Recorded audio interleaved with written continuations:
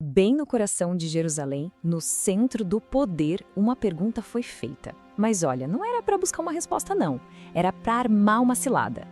Uma pergunta que nos faz pensar até hoje. O que, afinal de contas, define a verdadeira autoridade? Com que autoridade? Duas perguntas bem curtinhas, mas cheias de intenção. Isso aqui não é um diálogo, é um desafio público. E para a gente entender o peso disso, a gente precisa ir até o lugar onde tudo aconteceu. Vamos imaginar a cena, o Templo de Jerusalém. Pensa no epicentro da vida religiosa, social, política, era tudo ali. E bem no meio de um ensinamento, Jesus é interrompido. E não por qualquer um, mas pela elite do poder. O silêncio que se instala deve ter sido pesado, sabe? Todos os olhares se voltaram para esse confronto. Mas olha, esse confronto não surgiu do nada não. Foi a gota d'água. Foi resultado direto de uma provocação que tinha acontecido dias antes e que abalou as estruturas do poder em Jerusalém. E quem eram esses que o desafiaram? Como eu disse, não eram cidadãos comuns. Eram os sumos sacerdotes e os anciãos do povo. Basicamente a cúpula do poder, as maiores autoridades religiosas da nação. Eles não só ditavam as regras, como também controlavam a economia do templo, que era um negócio, e um negócio bem lucrativo. E por que eles estavam tão bravos? É que poucos dias antes, Jesus simplesmente virou as mesas dos comerciantes e cambistas dentro do templo. E isso não foi só um ato de zelo religioso, foi um ataque direto à fonte de renda e ao controle que eles tinham. Ou seja, ele mexeu com a autoridade e com o bolso deles. Aí a coisa ficou séria. Então, dá pra ver que a pergunta sobre a autoridade não era nem um pouco genuína, né? Por trás daquelas palavras existia uma intenção escondida. Uma armadilha legal, muito bem pensada. A pergunta deles já funcionava como uma acusação oficial. O objetivo não era entender, era encurralar.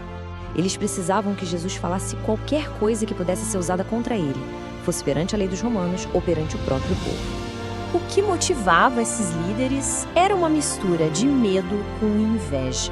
Pensa só, como é que um carpinteiro da Galileia, alguém sem treinamento oficial, sem um cargo, agia com uma sabedoria e um poder que ameaçava toda a estrutura que eles comandavam?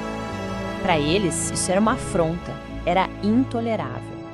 Mas, em vez de cair na armadilha, Jesus faz uma jogada de mestre. Ele não se defende. Ele devolve a pressão com uma contra-pergunta. Uma única pergunta que vira o jogo completamente. A pergunta dele é tão simples quanto demolidora. O batismo de João, de onde vinha? Do céu ou dos homens?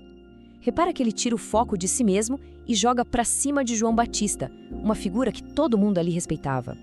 A genialidade disso é que Jesus basicamente conecta a autoridade dele com a de João. O povo amava o João Batista, via ele como um profeta de verdade. Agora os líderes é que são forçados a dar uma opinião pública sobre o João. E qualquer resposta que eles dessem seria muito perigosa.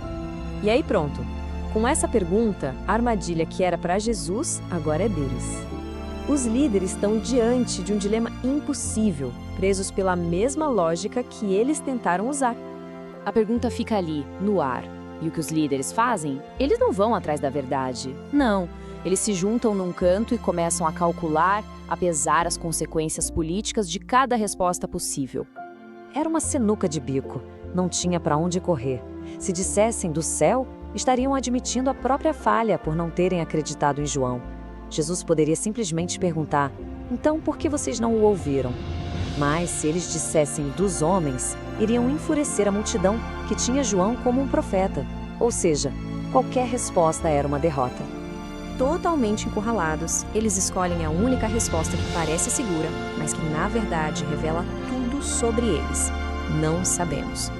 É uma confissão pública de que a prioridade deles não era a verdade, e sim manter o poder e se proteger. E com essa admissão de ignorância, essa ignorância calculada, o jogo de poder em Jerusalém chega ao seu checkmate. A resposta de Jesus, então, é a única que faz sentido. Se eles se recusam a se posicionar sobre a verdade de João Batista, eles provam que não são dignos de receber uma nova resposta sobre a autoridade dele. No fim das contas, Jesus não só escapou da armadilha, como expôs a hipocrisia de quem o acusava. Eles não estavam buscando a verdade, estavam só protegendo o próprio poder. E a verdade não se revela para quem não a valoriza, né? Mas esse confronto no templo é muito mais do que só um debate inteligente. Ele revela um choque profundo entre duas visões totalmente opostas do que é, de fato, a verdadeira autoridade. De um lado, a gente tem a autoridade dos líderes. É uma autoridade que vem de títulos, de cargos, da tradição. É algo externo, que se herda ou se conquista dentro de um sistema e que precisa ser protegida com unhas e dentes. É sobre status. Do outro lado, a gente tem a autoridade de Jesus. Ela não vinha de um título, vinha de dentro. Não era algo que ele reivindicava, era algo que ele demonstrava com as ações, na forma como ensinava, como curava, como servia.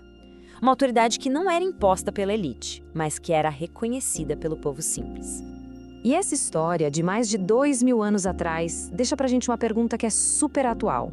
O que revela a autoridade de verdade? É o cargo que a pessoa ocupa, o título oficial do lado do nome, ou será que é o impacto real, transformador das ações dela? Fica aí a reflexão.